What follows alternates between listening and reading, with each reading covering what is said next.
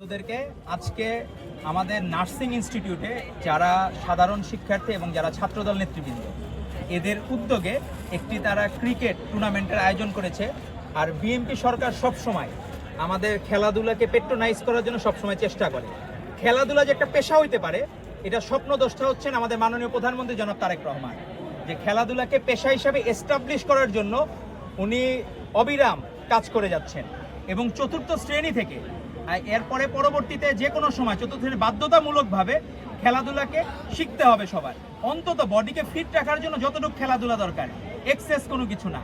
এবং নতুন করে স্পোর্টসের মাধ্যমে আগে তো নতুন করে হয়তো শুধুমাত্র সংস্কৃতির ক্ষেত্রে বিকাশের জন্য, কিন্তু এখন নতুন করে হবে এখন খেলাধুলায় বিকাশের জন্য।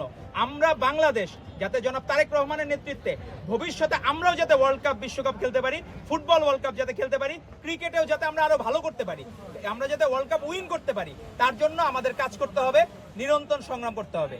আপনারা সাংবাদিক বন্ধুরা আপনারা আসছেন, কিছু বিষয় আসলে এখন যেগুলো ঘটতেছে এগুলো আমাদের জন্য আসলে 24-এর গণ অভ্যুত্থান আমরা যারা পক্ষের শক্তি তাদের জন্য খুবই বিব্রতকর।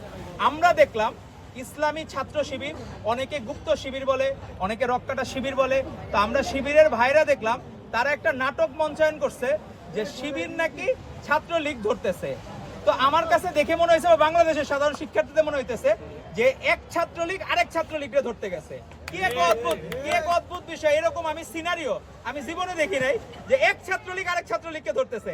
এদের জন্য ভালো হইতো গুপ্ত শিবির যদি ছাত্রলীগকে ধরার বদলে কোলাকুলি করতো, তাইলে জিনিসের অথেন্টিসিটি বাড়তো, বাংলাদেশের মানুষ সাধারণ শিক্ষার্থীরা বিশ্বাস করতো যে হ্যাঁ এখন মঞ্চায়নটা ঠিক আছে, যে শিবির আর ছাত্রলীগ কোলাকুলি করতেছে। তো এরকম দৃশ্য আমাদের এবং সাধারণ শিক্ষার্থীদের মনে বিভিন্ন কিছু পোস্টের খোরাক যোগায়, যে আলটিমেটলি তারা আসলে নিজেদের অতীতে যে লিক করছে সেটাকে ধামাচাপা দেওয়ার জন্য তারা এইসব নাটক মঞ্চায়ন করতেছে। এবং তারা চায় এইসব নাটকের মাধ্যমে এস্টাবলিশ করা তারা যে অতীতে মজলুম ছিল। আপনারা যে মজলুম ছিলেন এটা বাংলাদেশের মানুষকে আপনারা যদি জোর করেন তাও বিশ্বাস করবে না, কারণ হলে থেকে ছাত্রলীগ করে মজলুম হওয়া যায় না। আমরা রাজপথে বাংলাদেশ জাতীয়তাবাদী ছাত্রদলের একটা ক্ষুদ্র কর্মীও পর্যন্ত হাসিনার সাথে কোনদিন আপোষ করে নাই, হাসিনার পক্ষে স্লোগান দেয় নাই, লীগের পক্ষে স্লোগান দেয় নাই। তো আপনারা এরকম দ্বিচারিতা থেকে বের হয়ে আসেন। আর আমাদের তো এখন শিবিরের দেখলাম সভাপতি সে আকাশে উঠতেছে, এখন আর স্থলে তারা দেখা যায় না, রাজপথে দেখা যায় না, সে হেলিকপ্টারে করে আবু সাইদদের ইয়েতে গেছে। আমাদের ছাত্রদলের প্রেসিডেন্টও গেছেন, আমাদের ছাত্রদলের সেক্রেটারি গেছেন চিটাগাং, কিন্তু এরকম যে হেলিকপ্টারে করে এত মহাব্যস্ত সভাপতি যে আকাশে উঠতেছে, এখন বাংলাদেশের মানুষ চায় যে আমাদের 24-এর চেতনা হাসিনার আমলে যেসব ছিল বা ছাত্রলীগ যা যা করেছে, আপনার হেলিকপ্টারে কেন ঘুরতে হবে বা আপনার এত মহাব্যস্ততা কেন? তো আমরা অনুরোধ করব আপনারা ওই আকাশে উড়েন। আর জামাত শিবির হলো কুকর্ম করে, বিভিন্ন জায়গায় পরকিয়া করে, এখন ধরা খাইলেই বলে হচ্ছে বউ। কি এক অদ্ভুত বিষয়! তো একটা দেখলাম যে একটা মিমস বানাইছে, একটা ট্রল দেখলাম যে আপনার সাথে কাজী নিয়ে ঘুরলে ভালো হয়। তাহলে জামাত আর শিবির কাজী নিয়ে ঘুরলে কি হবে? যখন ধরা খাবে তার সাথে বিয়া পড়ায় দিল। তো কি এক অদ্ভুত বিষয়!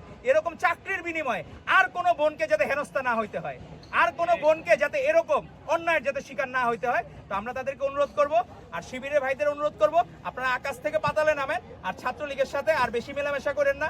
আপনাদের যে এসব অতীত ইতিহাস বাংলাদেশের মানুষ আর কখনোই নিষিদ্ধ ছাত্রলীগকে ফেরত চায় না। ধন্যবাদ আপনাদেরকে।